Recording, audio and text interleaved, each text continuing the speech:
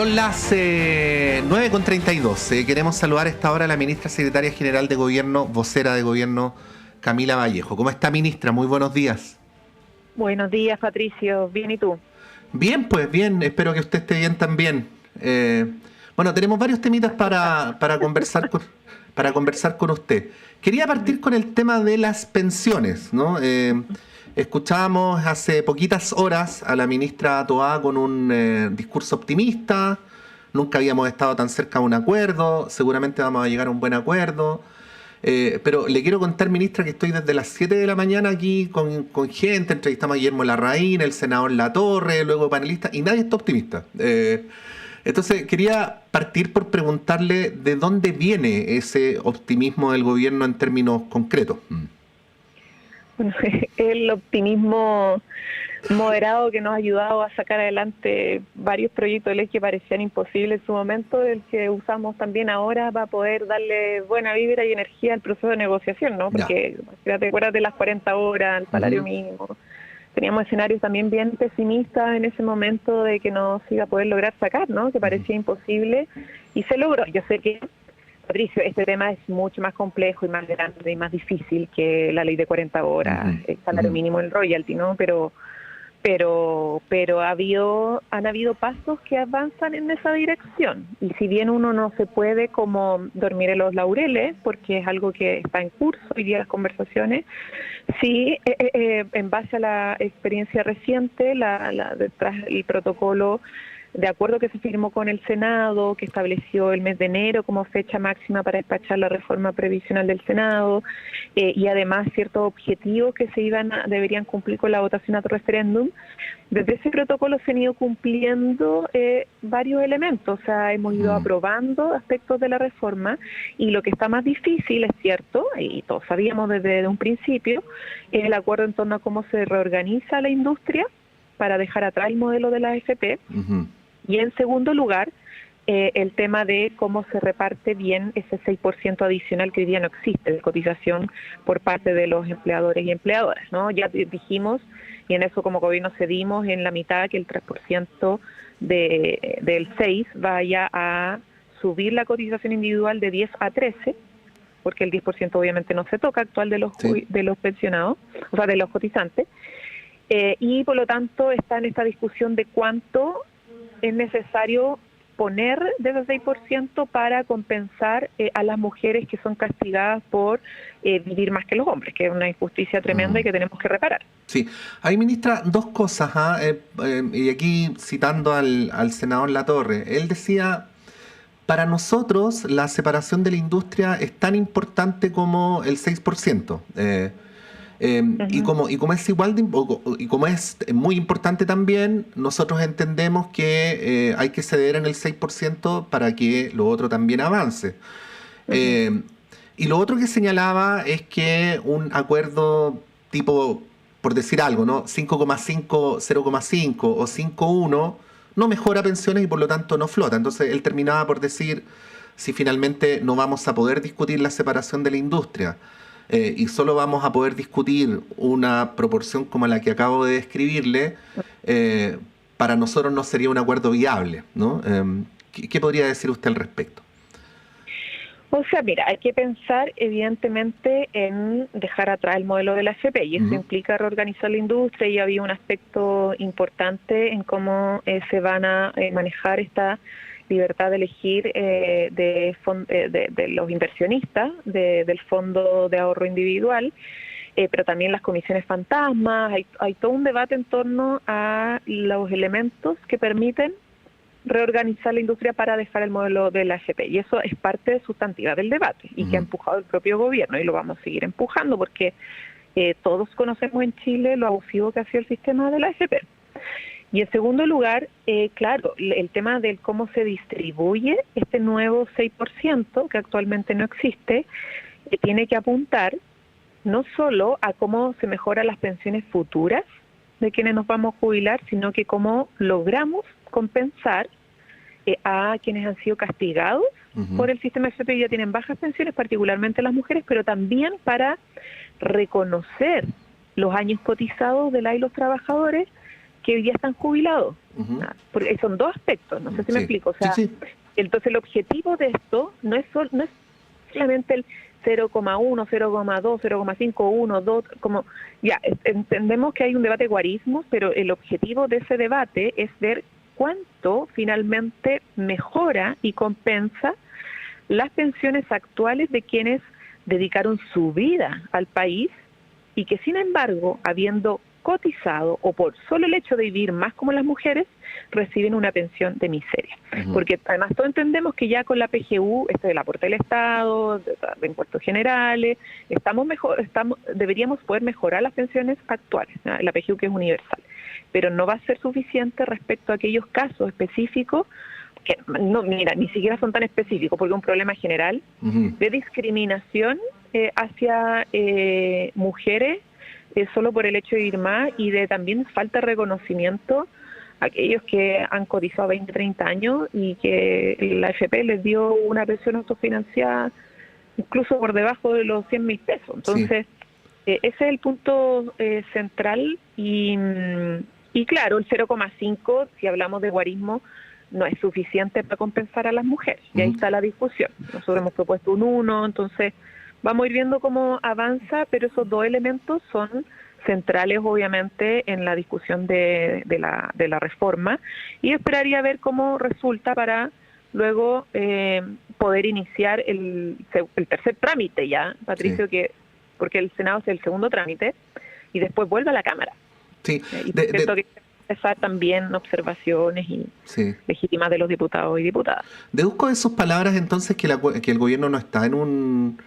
Por muy importante que sea el acuerdo, quiero decir, no está en una posición de llegar a un acuerdo a cualquier precio. Y se lo pregunto porque en este debate se sabe que el sartén lo tiene bien por el mango la oposición. Ay, sí, o sea, es que evidentemente es una cosa matemática. Nosotros no tenemos mayoría en el Parlamento y eso ha sido nuestra realidad desde que asumimos. No es algo que está pasando ahora. O sea, desde que asumimos toda la agenda legislativa la hemos tenido que enfrentar siendo minoría, y por lo tanto nuestra tarea ha sido siempre dialogar para llegar a acuerdos, y en los acuerdos siempre hay que ceder, o sea, los mejores acuerdos donde todos ceden algo. Nosotros hemos cedido efectivamente bastante, ahora todo sigue en proceso de discusión, la oposición ha estado sobre la mesa, al menos Chile Vamos, para nosotros es muy importante que sigan en la mesa para poder alcanzar este acuerdo, y el tema de que no es a cualquier precio, obviamente, porque lo que tiene que suceder es que se resguarde el hecho de, o más bien, que se resguarde el objetivo de que el acuerdo aumente las pensiones de los actuales jubilados y jubiladas, y no solo las de los futuros en 10, 20 o 30 años más. O sea, que tenga efectos en el presente, y no hagamos esperar por esto, o dejar que los que están con bajas pensiones hoy día ya en el fondo se queden con esas bajas pensiones, ¿no? Sino que tengan un nivel de reconocimiento y compensación por los perjuicios que le ha generado el modelo de la AFP durante todo este tiempo. Entonces, ahí está lo central. No tiene que ver, Patricio, con una cosa de cuánto sé de uno, cuánto sé del otro, si cuánto pierdo yo, cuánto pierdo el otro, porque así, al final eso no importa, ¿no? Nos vamos a... la discusión política siempre puede ser conflictiva, pero lo que a nosotros nos interesa es resguardar que los impactos en el presente de los jubilados y jubiladas sean positivos gracias a un acuerdo que realmente los considere y no solo factores ideológicos. Sí, finalizo con esto para cerrar este punto.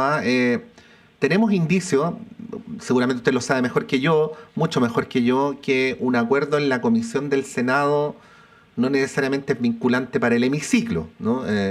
Ni tampoco lo es para la Cámara de Diputados. También sabemos que estamos viviendo un tiempo donde los partidos políticos no están en condiciones de alinear a sus bancadas, ¿no? ¿Cómo están vislumbrando ese escenario? Porque podría suceder, creo que no estoy diciendo algo descabellado, que se llegue a un acuerdo ahí en la instancia donde se está conversando, y luego ese acuerdo no sea refrendado por los demás pasos institucionales que hay que dar para que se convierta en ley. Bueno, eso es algo como un dato de la causa, Patricio, porque efectivamente no lo hace necesariamente 100% vinculante, y a veces aparecen nuevas razones o nuevas excusas para no aprobar algo que es transversal, o palabras que se ponen sobre la mesa y después se relativizan. Esos siempre son los riesgos en el escenario de cómo está el debate político y la fragmentación que existe, ¿no? Bueno, en la política y en la sociedad también, hay que decirlo. Entonces, bueno, pero independientemente de eso, nosotros vamos paso a paso, ¿no? El primer paso es que saquemos este acuerdo, esperamos de la comisión del Senado en función de la palabra empeñada. Para nosotros tiene un valor importante la palabra empeñada, para la ciudadanía también, es parte de cómo volvemos a dignificar, el ejercicio de la política. Y luego, bueno, vendrá la discusión también del resto del hemiciclo. Yo creo que sí hay más condiciones de darle viabilidad si se logra un acuerdo o una aprobación en el Senado. Creo que ahí entra una tierra mucho más expedita y obviamente la Cámara es una instancia distinta al Senado y muchas veces se han producido, esto es parte de los procesos legislativos recurrentes, que se producen muchas veces diferencia entre ambas cámaras y luego se resuelve en una comisión mixta. Entonces puede ser que o la Cámara, aunque hayan ciertos desacuerdos, termine ratificando en mayoría lo que dice el Senado, o puede que no, y eso derive en una comisión mixta, y bueno, vamos a insistir, ¿no? Vamos a insistir en empujar esto, porque al final nuestro convencimiento igual es que haya reforma, que haya reforma y que esta reforma logre realmente devolverle la mano a quienes, insisto, le han dedicado toda su vida al país, trabajando remuneradamente, cotizando, incluso aquellas mujeres que han tenido lagunas previsionales por trabajar cuidando a otros, ¿no? Y eso es el objetivo central, y en eso nosotros somos porfiados, vamos a ser porfiados hasta el final, insistir hasta el último día, no importa si hay en elecciones, si sea el último año de gobierno, si algunos digan que parece ya mucho más difícil, vamos a insistir porque nos parece que esto es un asunto de primera prioridad y que es una deuda histórica que hay que saldar ya con nuestros jubilados. Estamos conversando con la vocera de gobierno, Camila Vallejo. Ministra, la quería llevar al tema de la discusión sobre la ley antiterrorista. Ayer entrevistábamos a su correligionario, el diputado Matías Ramírez, quien explicaba, le dimos el tiempo para que lo hiciera además, todos los fundamentos de por qué, no solamente para él, sino para su bancada y para varios diputados, el tema del IMSI-Catcher era delicado. Pero más allá del dispositivo, ¿no? Algunas cosas que él mencionaba que yo por lo menos las concedo desde el punto de vista del sentido común. Se sabe, no es un invento porque ha ocurrido en los últimos 3-5 años que ha habido agentes del Estado que han incorporado en investigaciones números telefónicos con objetivos distintos al de las investigaciones de inteligencia. Se sabe que los fiscales filtran, se sabe que aparecen en los medios de comunicación en conversaciones privadas que no tienen que ver con el objetivo de la investigación. Se sabe que se han usado, no del 90 para atrás, del 90 en adelante, labores de inteligencia para investigar disidencia política. Estos 4 puntos que le menciono son puntos del Chile reciente, no son puntos que estoy imaginando, ¿no? ¿Cómo una ley antiterrorista podría evitar que estas cosas pasen, ¿no? Y en el fondo también le estoy preguntando cómo se hace cargo de las críticas que provienen del sector y del partido al que usted misma pertenece. Perdón, yo, Patricio, diferenciaría un poco los debates. Sí. Primero, el tema del IMSI-Catcher es solo un aspecto de la ley antiterrorista, y lo digo porque se ha como encuadrado a través de algunos titulares en algunos medios de que esta diferencia de parlamentarios del PC del Frente Amplio es una diferencia con la ley del gobierno. Sí, no lo es, no se lo sabe. No lo es. Esto es súper importante decirlo porque no entiende cómo surge el problema. La ley antiterrorista que nosotros promovimos tiene varios aspectos de modernización de una ley que no era eficiente, no servía, la verdad, para perseguir estos delitos. Se tipifican de mejor manera los hechos constitutivos de delito terrorista, se entiende más que solo la mera participación en agrupaciones terroristas ya implica, y no solamente comprobar que, por ejemplo, existe un líder, sino que ya la pertenecen a la organización, etcétera. O sea, moderniza, actualiza la ley para hacerla eficaz. Eso es lo primero. Lo segundo es que el IMSI-Catcher efectivamente es una herramienta. Venía una propuesta distinta original del Ejecutivo, y lo que sucede es que en el debate parlamentario una indicación parlamentaria hace que ésta se amplíe, se modifique, y genere estas aprehensiones de estos parlamentarios de principalmente la Cámara de Diputados y Diputadas. Y son aprehensiones que legítimamente tienen y que yo entiendo, no sé si lo van a hacer finalmente o no, lo llevarían al Tribunal Constitucional para despejar esas aprehensiones respecto al resguardo de derechos fundamentales o de la identidad de las personas. Ahora, los problemas que tú mencionas, claro, no se resuelven solo con esta ley, sino que también, por ejemplo, con los desafíos que ha asumido el Ministerio Público en mejorar su resguardo interno respecto a las filtraciones, es algo que se ha ido trabajando, entiendo por lo que nos ha comunicado el propio Fiscalía, en eso hay cosas que van más allá de la mera ley, ¿no? Y yo creo que esto ha pasado en otras legislaciones. Nosotros primero valoramos la aprobación transversal de la ley, independiente de esta diferencia que existe entre parlamentarios, y si la llevan al Tribunal Constitucional, bueno, los plazos están establecidos, son 10 días hábiles, con posibilidad de extender otros 10 días, y bueno, se tendrá que resolver, ¿no? Si es que se lleva a ese espacio. Pero me importaba mucho hacer ese punto porque no es un tema de parlamentarios oficialistas contra el gobierno, diferencias con el gobierno, sino que es una diferencia que se produjo entre parlamentarios en el Congreso, que obviamente hizo que una mayoría aprobara la propuesta de unificación y otra minoría estuviera en desacuerdo. Pero respecto a la propuesta del Ejecutivo, en general, tuvo respaldo totalmente transversal y por todos los parlamentarios también del propio sector. Ya, ¿usted descartaría que así como quedó la ley pase a llevar libertades individuales? Yo sé que este es un debate complejo, ministra, que no se puede hacer en blanco y negro, es un problema de las sociedades contemporáneas, ¿no? Pero hay una pugna, ¿no? Hay una pugna entre cómo se investiga el crimen organizado, el terrorismo y cómo se resguardan las libertades individuales. No tenemos tiempo para alargarme, pero por poner un solo ejemplo, esto fue muy, muy, muy profundo en Estados Unidos con el atentado a las Torres Gemelas, y si fuera por hacer una lista podríamos poner decenas de ejemplos. Entonces, no lo quiero poner en blanco y negro, pero sí se lo pregunto, ¿no? El temor es que así como quedó la ley pueda pasar a llevar libertades individuales, ¿no? Ustedes, frente a ese temor, ¿cuál es su apreciación? Como te dije, Patricio, primero las herramientas intrusivas, las labores de investigación, sobre todo de actos terroristas, son necesarias. Ahora, ¿cuántas limitaciones y resguardos tiene el debate que legítimamente se ha dado? No es la propuesta original lo que surgió del INSICACHER del Ejecutivo. Efectivamente, algo se moderó respecto a la indicación que se presentaba, pero hay un debate que es legítimo, y que no somos nosotros los jueces para determinar si es que constitucionalmente finalmente vulnera o no vulnera, y si es que se recurre al Tribunal Constitucional por esa duda tendrá que resolverse ahí. Entonces, comprenderás que en mi rol es difícil decirte completamente sí o completamente no. Creo que hay un debate abierto que el Ejecutivo entiende como un debate legítimo y que esperamos que se pueda ir despejando, ya sea por iniciativa de los parlamentarios yendo al Tribunal Constitucional o finalmente al calor del debate y de las implicancias de la implementación de esta legislación. Sí.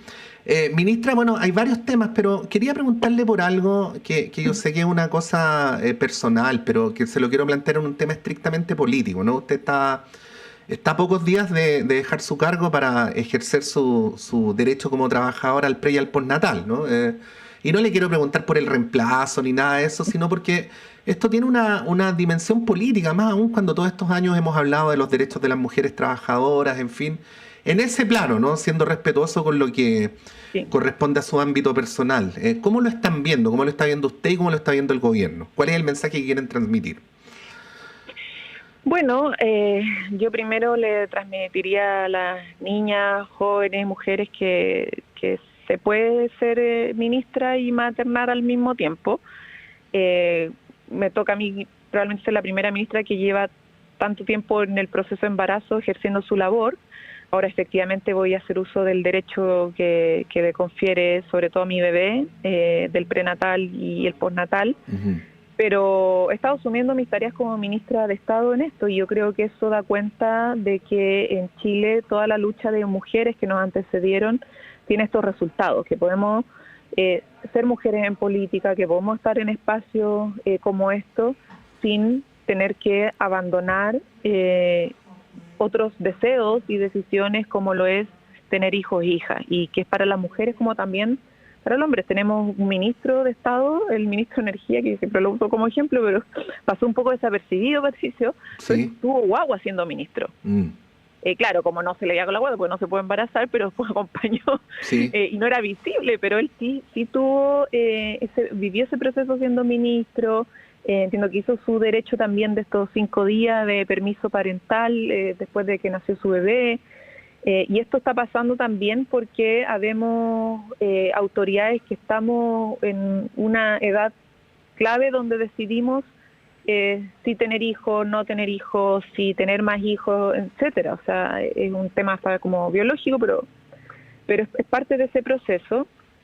Y yo creo que es un mensaje también para otras mujeres. Obviamente en Chile falta avanzar mucho más en derechos para las mujeres, por eso, por ejemplo, estamos empujando. Hay muchas mujeres que no tienen contrato y por lo tanto estos permisos no aplican, ¿ah? Pero por eso estamos empujando el derecho a sala cuna para padres y madres, para poder evitar esta discriminación hacia mujeres en edad fértil en los espacios de trabajo. Eso está en el Congreso, lo estamos promoviendo, porque sabemos que justamente falta más, pero ya con esto es una forma también de decirle a otras que es posible. No es fácil, ¿no? Obviamente, maternar, estar embarazada, de todo lo que se vive en esto, no son decisiones y procesos fáciles, pero que se puede compatibilizar. Y en eso, al menos la mirada política, yo creo que hay un mensaje claro. Nuestra sociedad ha ido cambiando. Sí, pues bueno, esta es una situación que viven muchas mujeres que no tienen la exposición pública que usted tiene, y de alguna manera abre conversaciones, ¿no? En el espacio de trabajo, en las familias, sí. En fin, por eso me parecía importante aprovechar que estábamos aquí, ministra, y que con toda seguridad va a ser nuestra última entrevista antes de que salga con prenatal de preguntárselo. Sí, pues esta termina esta semana y me queda toda la otra. Y yo creo que lo más difícil de esto es como enfrentar las tensiones del día a día estando en este proceso, pero como te decía, si bien no es fácil, se puede. Bueno, hemos conversado. La vuelta. Sí, hemos conversado. Porque no dejo cargo al final, si igual tengo que volver, el presidente me pidió volver. Es que eso es muy relevante, porque si a propósito de ese embarazo usted renunciara, la señal política sería pésima. No, sería claro. Sí, claro. Sé que aquí hay un tema también de cargo de confianza, pero los derechos de los niños y las niñas son derechos de los niños y las niñas más allá de eso, y además el presidente me pidió regresar independientemente del uso del derecho. Y eso implica que voy a estar como julio probablemente del próximo año de vuelta para retomar todas mis funciones. Oye, Patricio, sí. Datos navideños, ya que estamos en especial Navidad. Bueno. El domingo 15, a partir de las 3 de la tarde, en el Parque Estadio Nacional, va a haber un mix navideño, un festival navideño que organiza la presidencia, el equipo de presidencia de la República. Es gratis y es para familia, o sea, hay talleres de educación, hay talleres de circo, de arte, hay obras de teatro musicales, estará también el MIM móvil. Van a haber juegos inflables para niños, carnavales musicales, va a haber cuentacuentos, show de perritos de carabineros y más. O sea, van a haber muchas actividades familiares, así que para la gente que nos está escuchando y no tiene algún panorama de domingo y tiene hijo, hija, y bueno, vaya, las entradas son gratuitas y solo lo que hay que hacer es inscribirse. Y en una página que está típica HTTPS. Sí. Es navidad.portaltickets.cl, navidad.portaltickets.cl, y ahí se inscriben y la entrada es gratuita, para que aprovechen los que están interesados. Y lo último es invitar a apadrinar cartas en Correos de Chile para niños y niñas. Mandan todos los años, hace 30 años, cartas a los niños, se seleccionan con personas voluntarias, adultos mayores y hoy día también con jóvenes. Y son miles de cartas que llegan de niños que piden desde cenas navideñas hasta salud para la familia, o una cama a veces, o un medicamento, o juguetes. Hay de distinto tipo y se pueden apadrinar estas cartas yendo a Correos de Chile o en la página que es navidad2024.correos.cl. Es muy bonito y al final eso es la magia de la Navidad, que es la solidaridad que hace magia y que saca sonrisas y hace que una Navidad pase de ser un momento triste a un momento feliz para muchas familias de nuestro país. Bueno, están dados los avisos también. Ministra, muchas gracias por esta entrevista, que tenga un buen fin de semana, que tenga un buen pre y postnatal, ahí que disfrute con su familia, con su bebé y con su otra hija, y nos estaremos encontrando a la vuelta del ejercicio de sus derechos como trabajadora.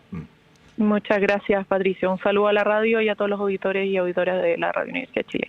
Gracias, ministra. Bueno, ahí estaba Camila Vallejo, estuvimos repasando algunos temas de la coyuntura, y esto, que como dije, traté de decirlo lo mejor posible, es en principio una situación personal, pero que remite, por la importancia del cargo que tiene la ministra, a las miles de mujeres que están en edad fértil y que indudablemente tienen que lidiar con esta tensión que produce ser mamá o querer ser mamá, y al mismo tiempo conciliarlo con las tareas laborales, en fin. Así es que nos parecía importante subrayar ese tema también. Son las 9:58, nos vamos corriendo porque a la vuelta viene Tania González con el semáforo. Que estén muy bien.